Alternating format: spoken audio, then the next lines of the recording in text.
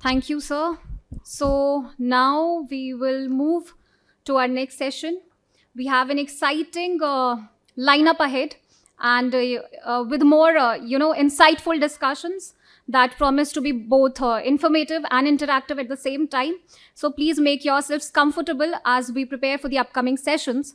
Now I would like to invite our session chairman for the next session, Shri Siba P Mohanty ji, MD Hindustan Urvarak and Rasayan Limited, Shri Ajai Rana ji, Asia Pacific Business Head, Rice Tech and CEO at Savannah Seeds Private Limited, Dr. Renuka Diwan, CEO BioPrime Agri Solutions Private Limited, Shri Raghavan Sampathkumar, Executive Director, Federation of Seed Industry of India, Shri Rajiv Tikoo ji, Sustainability Editor and Podcaster.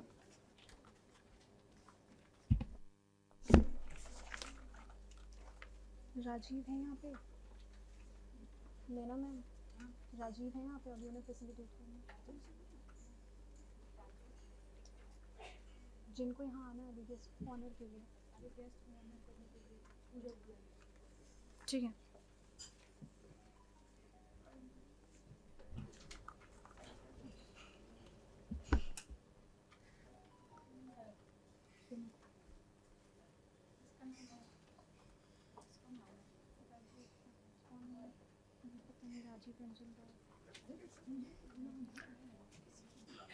Now I request Pooja Rai to kindly come up on the stage to honor our guests.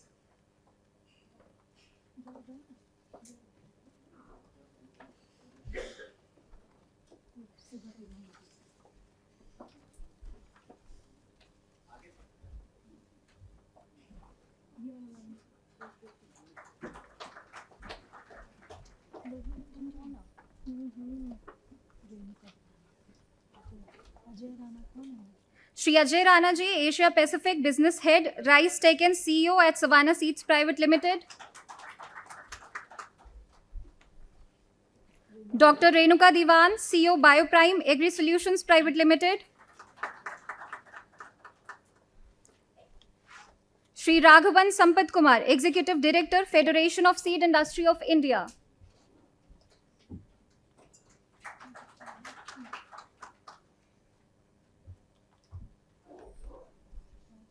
Shri Rajiv Tikoo, Sustainability Editor and Podcaster.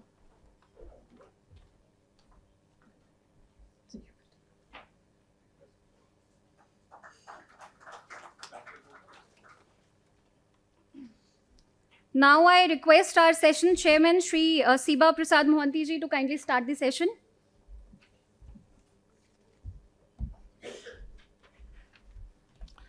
Good afternoon, everyone. Ladies and gentlemen, and my panelist here. Actually, the topic which you are discussing, it's not a new one in this hall, at least whoever is sitting there. Sustainability is required for agriculture. Everybody knows that. And also the rising population, some estimate comes that 1.7 billion will be there by 2050. 400 million tons has to be produced. All those are challenges, we know very well. But question arises that by this depleting the soil health and by this destruction of the productivity, how we will address these things? In morning session, I was listening to our guest, and one thing, this His Excellency from Brazil, he told one thing that hit me particularly in this hall, that is the commitment. The commitment of Indian farmers. Of course, Mr. Saravanan also told the same thing, the commitment of Indian farmers, but the commitment of Indian farmers will come at the last mile. First commitment starts from this room to the government of India, to the state governments, because whatever I discuss here, it has to be translated to the field, to the farmer, the best practices. I am there from HURL. I am the 4 million tons urea manufacturer in this country. I know since last 1 year, we have established our 3 big urea plants in the country, and most of the energy efficient plants. Means today, we are the lowest in the energy efficiency. because the Indian average industry produces in 5.27 gcal per metric ton, whereas HURL produces urea in 4.9. You can imagine that how best practices we have gone into, but still there is a mile away to travel. Few days back, means I think 3-4 days back, I was with a green urea session. We are talking to manufacturing of this urea, green urea from green ammonia, and the industry average has gone in this urea manufacturing sector to 4.8. So a big challenge is there for us also to go ahead in that. Having said that, HURL being a public sector and joint venture of three big public sectors, that is NTPC, Coal India and IOCL, we have gone into the selling, not only selling, but practicing the farmers how to use the biofertilizer. That is, you will be astonished to listen to the story of HURL. Within 1 year, with 10 lakh farmers, we have sold 10,000 metric tons of mycorrhiza, which is the highest in the India itself. So we are not only the chemical manufacturer, but simultaneously for sustainability, we are thinking about how to run the country with a collaborative method of bio, organic as well as the chemical fertilizer, so that the sustainability can be there. And the big challenge here we face is that what I told in the beginning itself, the state government, the central government, and the academia and the researchers all has to be in one line. Because as a MD, I have seen, and Dr. Bimla Prakash is also here, whenever you go to the field and to convince a farmer, we go to convince a farmer, farmer generally takes that we have come for selling our product. So we are telling all those things about that. Until unless the state government agriculture department, who is the real implementer of the policies in the field, tells the farmer, and the village level agriculture extension worker goes to the farmer and tells them this is the product you should use, otherwise he will never use. He will feel that yes, company has come to just upload their products by talking very good about their products. So biological products and for the sustainability requirement of organic products, everything requires the state government in same line as this whole things in that line. Because I have seen whenever as a chemical fertilizer, now I have told that I have sold this 10,000 metric tons of biological product. But again, the challenges were there. Whenever you go to the district agriculture officer, he says that, no, man, you are tagging this thing. With your chemical fertilizer, you tag this biological fertilizer. But he doesn't understand that I am selling this product to just control the soil fertility and soil health. He doesn't understand that. He is telling that you are a fertilizer person. Why you are selling biofertilizer? Why you are coming with organic fertilizer? So these are the major challenges we face whenever you go to the round to the field, and that is to be addressed, and everybody has to be in the same line. I will say Navneet ji that in future, this type of symposium should be organized in the state capitals, involving the state government agriculture department, so that their mindset should change and we can actually throw the ideas to the farmers through them itself. Thank you very much. We'll start the session.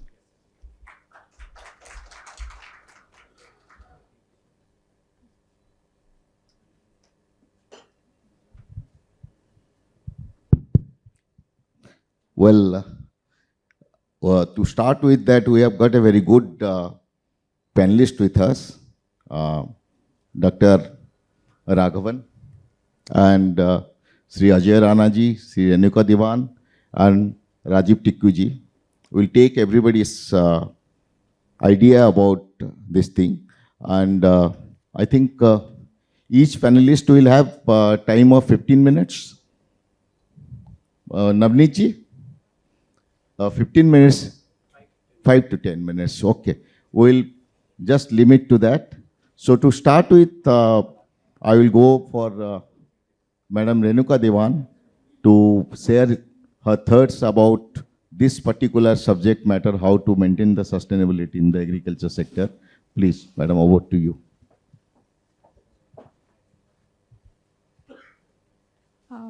Good morning to everybody here, and also good morning to all my fellow panelists.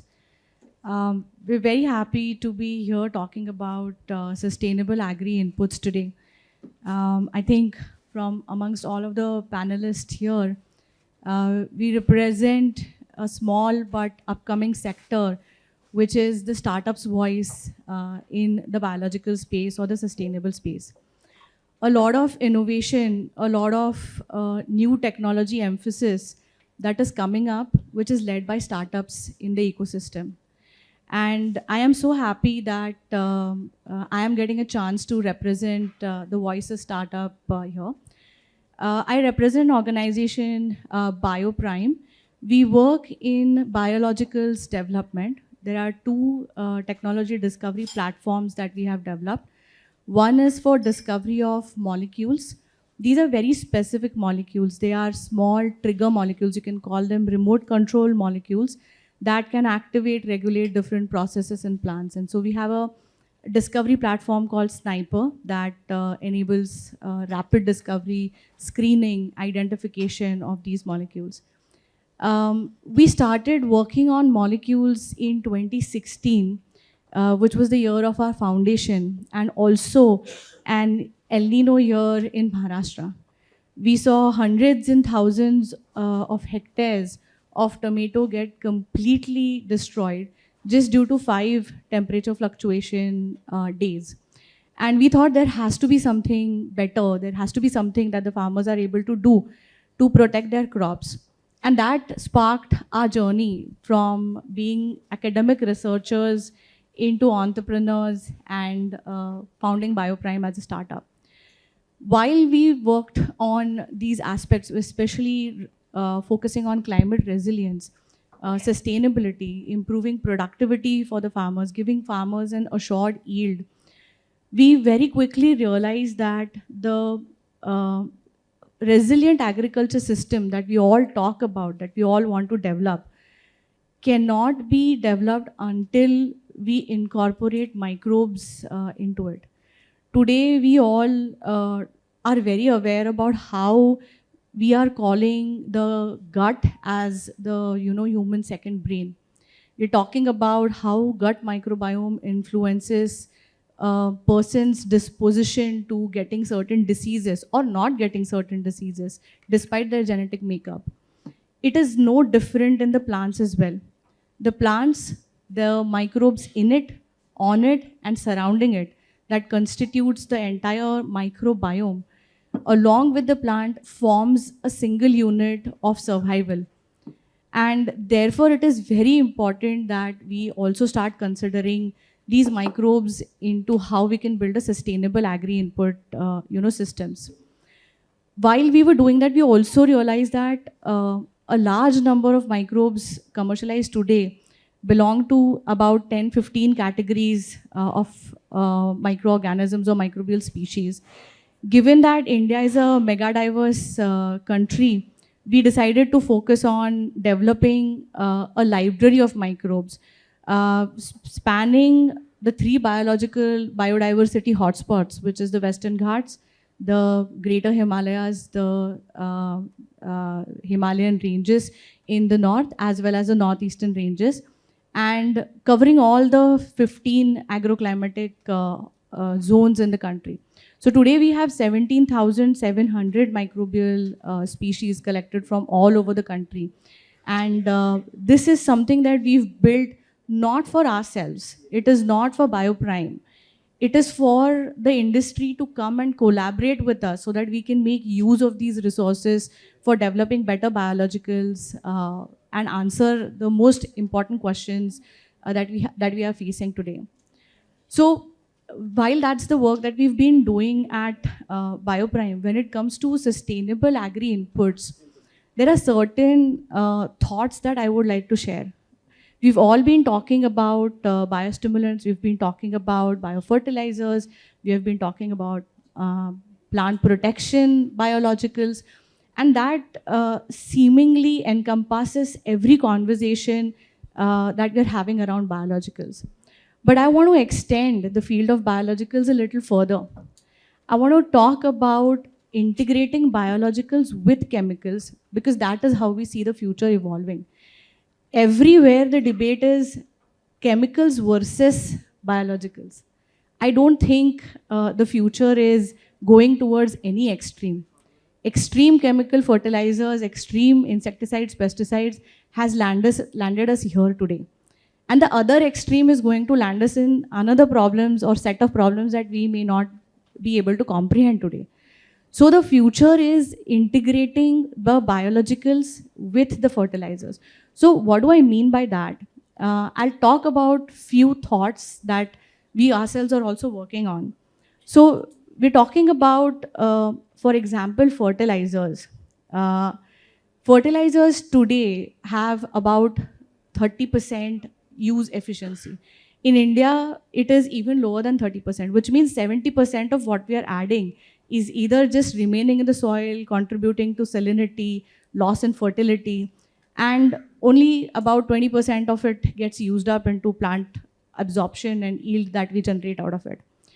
We're talking about integrating biologicals into the fertilizers as fertilizer additives so that we can have better nutrient use efficiency. We're talking about coating the existing fertilizers with molecules that are able to do this.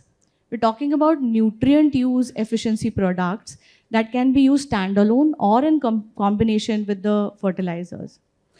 I think when we talk about biofertilizers, our thoughts must naturally expand to these domains as well. The next part is chemical additives. We're all talking about bioinsecticides, biopesticides, and other plant protection agents. Today, hundreds and thousands of dollars are spent. Yeah, another 2 minutes. I'll conclude, yeah. Spent in developing chemical insecticides and pesticides. And the indiscriminate use leads to resistance development. So the way forward is combining biologicals so that less amount of these active molecules are required, and therefore the resistance buildup is lower. Integrating biologicals with different modes of action than the other active ingredient so that the resistance buildup doesn't occur at all. So we're talking about expanding the segment or the definition of biologicals to encompass this. And towards what? The end goal for us definitely is not just food security, but nutritional security. Because today, the food that we're eating is probably 1/2 in its nutrition content than what our grandparents were eating.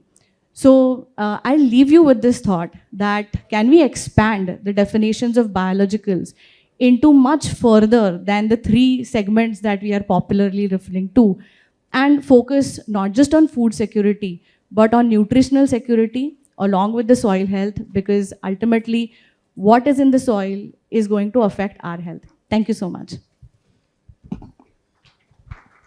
Thank you, Dr. Renuka. Actually, the idea you thrown is really needed because for the first time in this country, in the budget, we have seen that Honorable Finance Minister saying about 2 crore farmers for natural farming and 10,000 bio-input centers, not agri-input, but bio-input centers. I think this future is very high for these startups. And me as a MD of means 4 million tons urea manufacturing company, I associated with you because this microbe coating in the urea is really need of the hour so that the biofertilizer and the chemical fertilizer simultaneously can go to the field. Thank you very much. Now we have got with us Mr. Ajai Rana, who is Asia Pacific Business Head of Rice Take and CEO of Savannah Seeds Private Limited. Mr. Rana, floor is yours. Yeah, good afternoon, everyone. And thank you, Chairperson, for the session, Mr. Mohanty.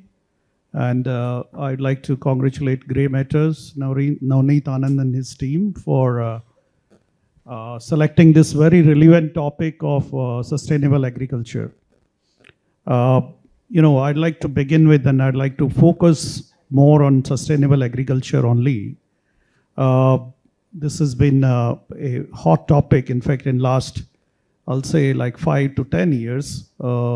2010 से पहले हम लोग नहीं सुनते थे sustainable agriculture के बारे में. जब से climate change and we are in the middle of monsoon season, आप देख रहे हैं कि मानसून का पैटर्न चेंज हो गया है। अब से 15-20 साल पहले तक भी हमें ये देखते थे मानसून है, इवन नॉर्थ इंडिया में मानसून है तो there'll be cloud cover for 1 week 15 days, drizzling होता रहेगा। अभी गुड़गांव में बारिश हो जाती है, दिल्ली में नहीं होती है। So this is in fact like climate change is real.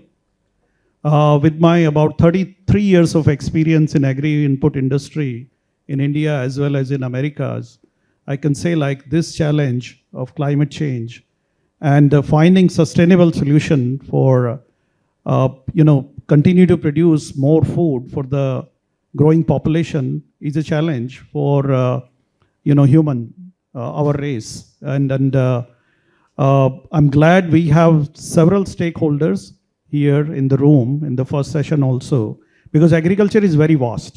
In fact, like we pick up crops, we have number of crops, and the role of agriculture inputs is also very important. In fact, like agriculture start with seed, and I also represent the seed sector. I am also the chairman of Federation of Seed Industry of India. So I'll focus more on now on seed, how seed can play an important role on for sustainable agriculture. देखिए खेती में जो 4 संसाधन मुख्य तौर से resources are used, one is land. बिना जमीन के खेती नहीं हो सकती. Of course we are trying hydroponics, we are trying vertical farming, but वो स्केलेबल नहीं है. The second one is water, पानी. The third one is fuel. We need fuel. पानी लगाने के लिए all the agriculture operations, we need fuel. And the fourth one is labor. And all these 4 resources are depleting or becoming scarce.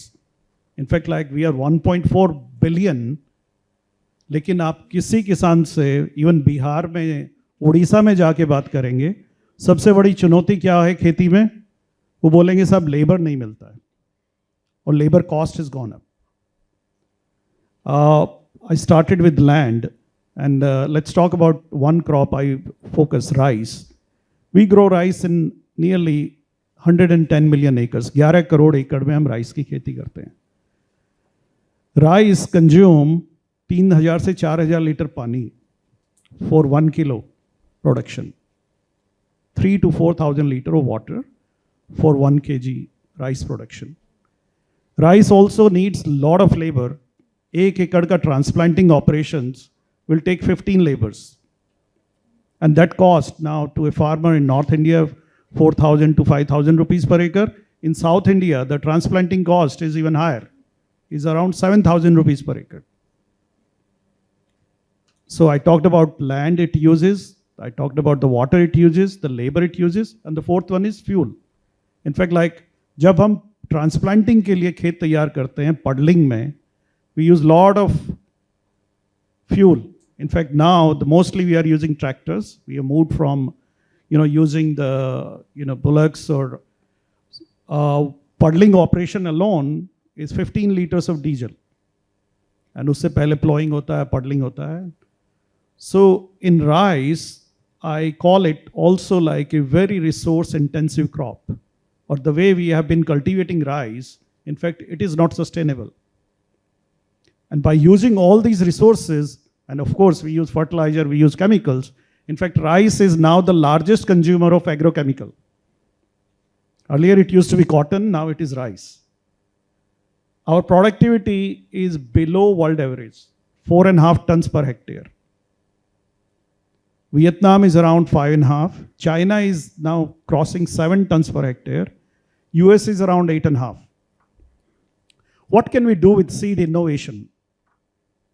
Rice को कैसे ज़्यादा sustainable बनाया जा सकता है, क्योंकि राइस हमारी खेती का almost 40% is rice alone. We have been working on developing a system जो नया नहीं है. It is called direct seeded rice, धान की सीधी बुआई. Indian farmers try DSR in 2020 large scale पे. पंजाब हरियाणा में तो ट्राई किया गया, करीब 12 से 15 लाख एकड़ के बीच का एस्टिमेट है. इन 2020 जब कोरोना का पहला साल था लॉकडाउन का, क्योंकि पंजाब हरियाणा वेस्ट यूपी में इमिग्रेंट लेबर आती है and they transplant rice.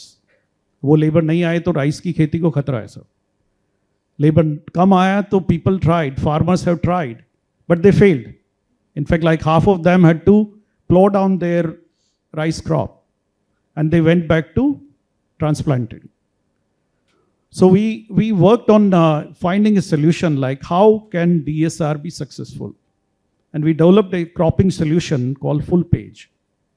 And it is an integration of plant breeding, it is an integration of seed treatment, it is an integration of herbicide tolerance, and it is an integration of crop management. In fact, like when you go for DSR, your crop nutrition requirement also changes.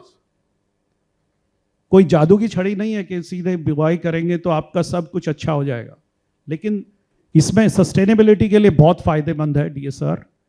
पानी का consumption 40% कम हो जाता है because you are not flooding the field जब आप puddling करते हैं. Labour का खर्चा जो ट्रांसप्लांटिंग है किसान का वो पूरा बच जाता है बिकॉज आप सीधी बुआई कर रहे हैं. फ्यूल कंजम्पशन ऑल्सो रिड्यूसेस कि आप पडलिंग नहीं कर रहे हैं. सो बट सिस्टम अप्रोच ये है कि you laser level your field and you pre irrigate. जैसे हम गेहूं के लिए खेत तैयार करते हैं, सेम उसी तरीके से धान के लिए खेत तैयार करना है. लेजर लेवल करके आप डायरेक्ट सीडिंग कर दीजिए ड्रिल से. Then you apply the fertiliser जो आपने रोपाई करने से पहले नर्सरी में डालना था, that fertiliser has to go early because the crop is also matures early. When the crop germinate in 10 days, the weed also germinate. And the weed control is a biggest problem. In fact, like before that, emergence of germination has been poor in direct seeded rice because the biotic abiotic stresses are more when you are going for direct seeding in a larger plot. So the squared seed treatment we have introduced, which is a combination of fungicide, insecticide, and crop nutrient micronutrients help in better germination and crop strength. Then when crop emerges, weed also emerges. So there is a herbicide tolerance developed through mutation breeding.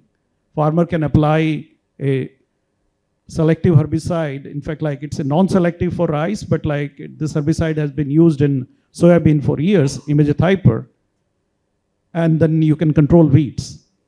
So with this cropping solution, we can scale up direct seeding very successfully. This year, in fact, IRI has launched this technology. We at Savannah Seeds, we have launched this technology.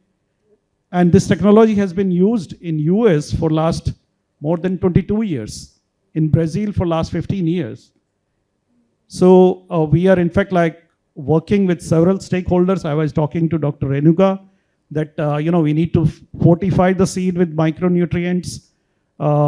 Seed can be the carrier, not only for good genetics, but seed can also be the carrier for crop protection and for crop nutrition too. So with this, I hand over back to Mr. Mohanty. We have a very learned panel and we'd like to hear from other panelists too. Thank you.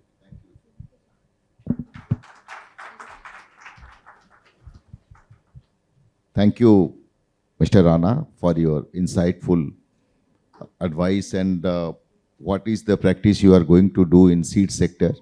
And I think that by your this insightful deliberation, we can follow those practices, and also we have got a very large promotional team which works in the field.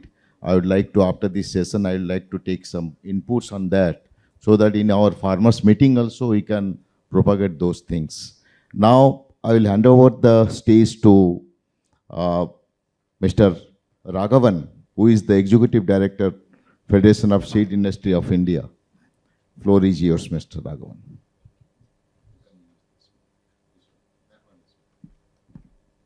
This battery is out. Thank you, Dr. Mohanty, and thanks the Grey Matters and Agri Post team for inviting us to share industry level perspectives. So I just wanted to ask a simple question. Whatever technology, in this room, at least 50% of the people are working on some technology, and at least in the panel itself. What will happen if after putting so much billions of rupees or dollars and the technologies don't see the light of the day. What is the meaning? What is the purpose? Matlab kya hai? So I am here to, this is my pretext. So what I'm going to talk about is the policy and regulatory environment and what supports, what promotes, and what blocks. So the first of all, for any technology, we need to have consistent policies.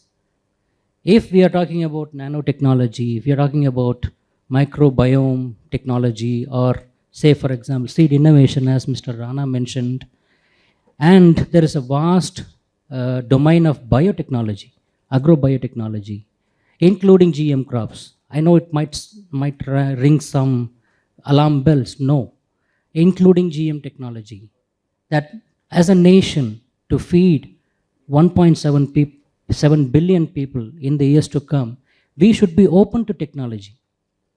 And whatever I call, say, in the last time a major breakthrough happened in India was BT cotton.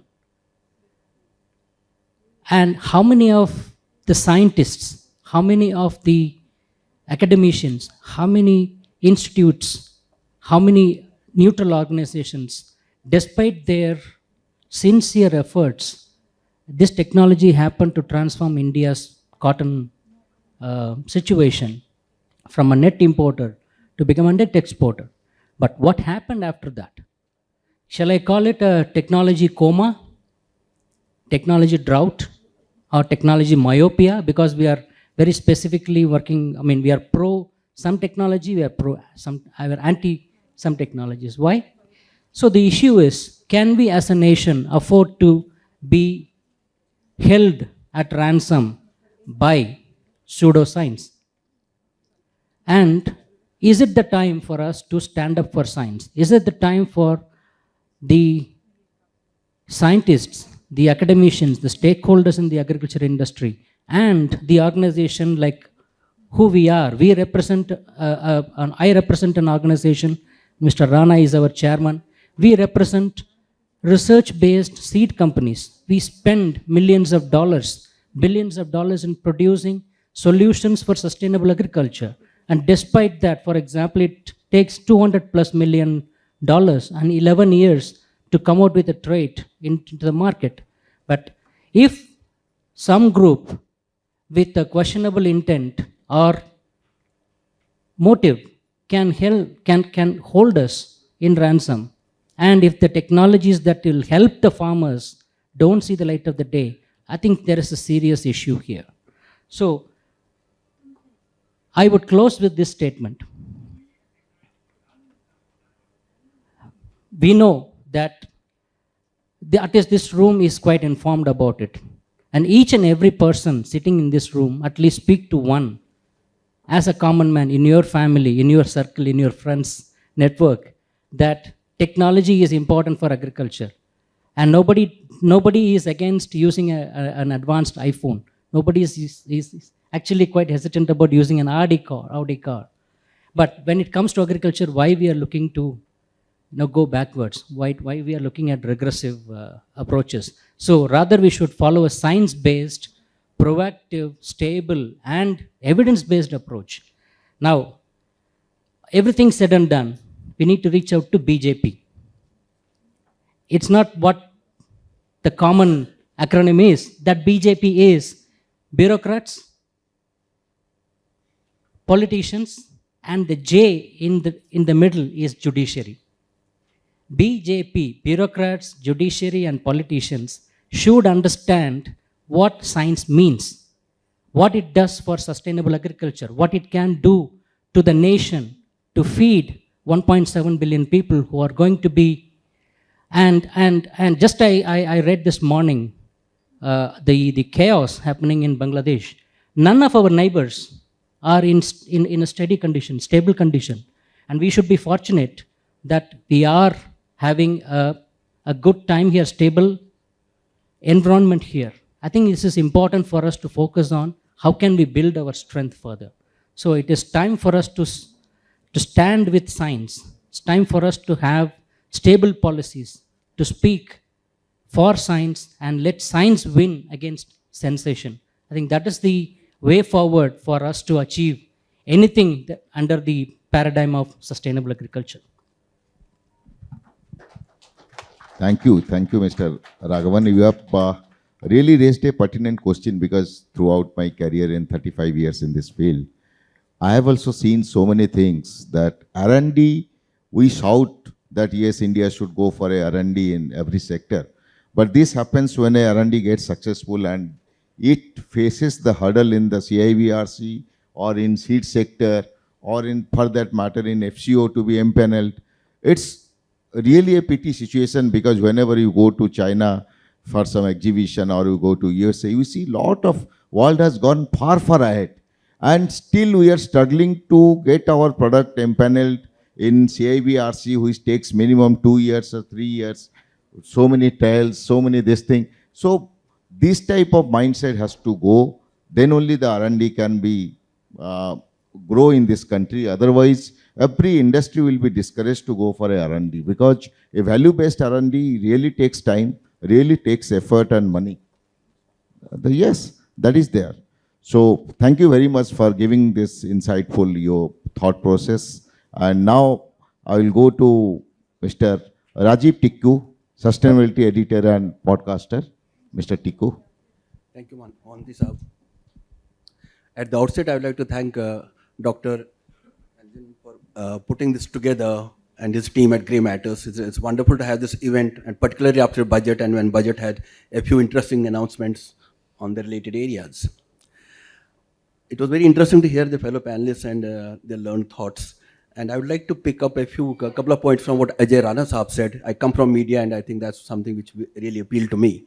Ajai Rana Saab raised some very pertinent questions about, with very thought-provoking ideas about the kind of inputs that are going into various aspects of farming and which are obviously overused.